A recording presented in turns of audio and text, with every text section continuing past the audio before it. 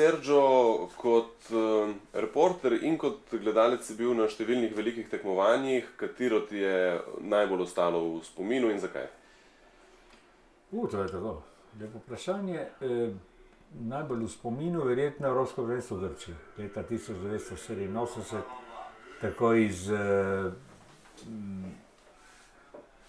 razlogov izven športnih, ker je bilo pač Evropsko prvenstvo organizirano na fantastični ravni.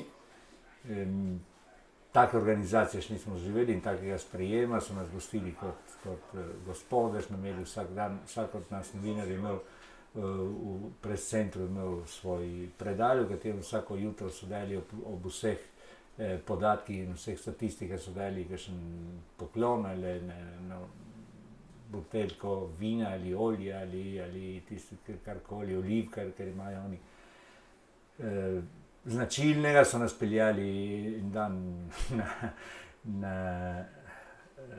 na morje, na križarjenje in iz tehničnega vidika, ker je bilo pač, gledalci so ponoreli, ko je Grčija v četrtfinalu premagala Slovenijo od zaostanka -15 in potem so postali tudi evropski prvaki.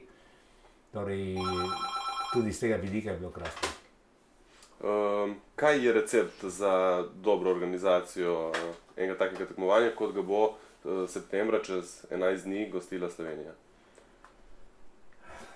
Jaz mislim, da je prvo, da se predvidi vse, kar se lahko zgodi. Ob vsem tem pa je treba biti zelo prožni. Mislim, organizacija, ki hoče biti perfektna, bo spodletela. Zaradi tega, ker se lahko zgodi toliko tistih malenkostnih zadev, ki lahko potem zakomplicirajo vse. Mislim, če mislijo, da bojo kontrolirali vse in karkoli se bo zgodilo, bojo pogoreli. Jaz sem lani občutil na lastni koži, ko so naredili eno majhno generalko na Evropskem prvenstvu do 20 let v Ljubljani, je bila organizacija pikolovska in popolnoma obupna. Predvsem za nas novinarje je bila nemogoča. Zaradi tega, ker ti si imel zaid, si imel določene prehode, po katerih si lahko hodil, si imel zaid od tukaj do 10 metrov čez eno ograjo, da niso pustili, si moral prehoditi cele stožice, vse naokoli, da si lahko prišel tja, da niso pustili tukaj vi ne smete. Če bojo mislili, da bojo tako organizirali Evropsko prvenstvo, bo polomija.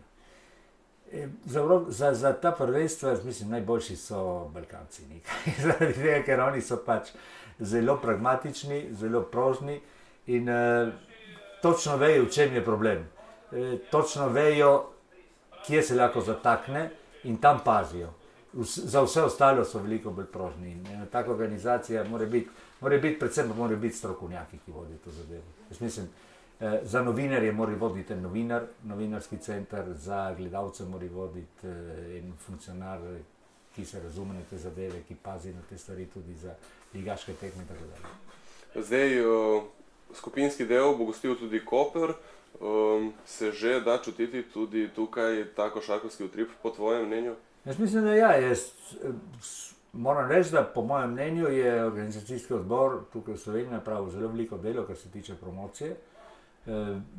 Vidimo stalno te iniciative, te pohodi raznih lipkov in to nam lahko se zdi malo smešno, ampak to pomaga, da se drži temperatura visoka. In vsi ti spoti, ki se vrtijo po televiziji, z vsemi temi igralci, ki nastopajo za to, da promovirajo razne izdelke, to gre počasi v glavo ljudi. In jaz mislim, da kar se tega tiče, so naredili dobro delo. Seveda najboljše delo se naredi takrat v Postojni, ko so namestili ekipe po raznih skupinah. Tisti žreb je bil tako smešen, da sem se samo krohotal, ko sem gledal, kako prihajajo ven te ekipe. To je bilo očitno zrežirano do potankosti in skupine so jih naredili zelo prav in to tudi veliko pripomore k temu, da bo gotovo bo imela vsaj prva faza, kar se tiče gledalcev, veliko uspeh. Kakšno bo po tvojem mnenju Koper čez 10 dni? To bo v glavnem invazija Italijanov, Grkov in Turkov. Italijani, predvsem Tržačani, bojo prišli trumoma. Mislim, če bi imeli tukaj dvorano po 8000 gledalcev, tisto, ki je takrat obljubljal Popovič, bi potem šel nič, seveda.